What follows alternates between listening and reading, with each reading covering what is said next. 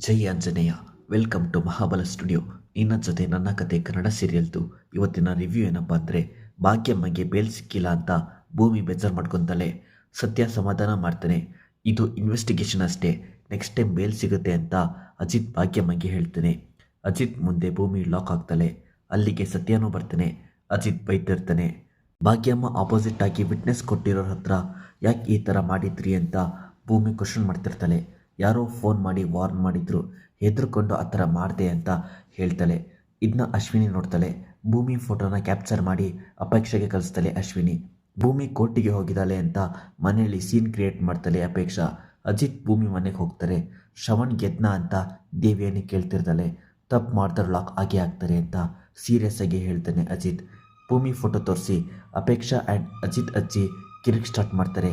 ಹಾಗಿದ್ದರೆ ಭೂಮಿನ ಸೊಸೆ ಅಂತ ಒಪ್ಕೊಂಡಿದ್ದೀರಾ ಅಂತ ಅಜಿತ್ ಕೇಳ್ತಾನೆ. ಯಾರು ಏನು ಬೇಕಿದ್ರೂ ಮಾಡ್ಕೊಳ್ಳಿ ಅಂತ ಹೇಳೋಗ್ತಾನೆ ರಮಣ್. ಪರ್ಮಿಷನ್ ಇಲ್ದಲೆ ಬೇರೆಯವ್ರ ಫೋಟೋ ತೆಗಿಯೋದು ತಪ್ಪು, ಅದು ಯಾರು ಫೋಟೋ ಕಲಿಸಿದ್ದು ಅಂತ ಹೇಳು ಅಂತ ಅಜಿತ್ ಕೇಳ್ತಿರ್ತಾನೆ. ಅಪ್ಕಮಿಂಗ್ ಸೀನ್ ವೆರಿ ಇಂಟ್ರೆಸ್ಟಿಂಗ್ ಇದೆ. ಫಾರ್ ಮೋರ್ ಅಪ್ಡೇಟ್ಸ್ ಮಹಾಬಲ ಸ್ಟುಡಿಯೋನ ಸಬ್ಸ್ಕ್ರೈಬ್ ಮಾಡಿ. ಜೈ ಆಂಜನೇಯ.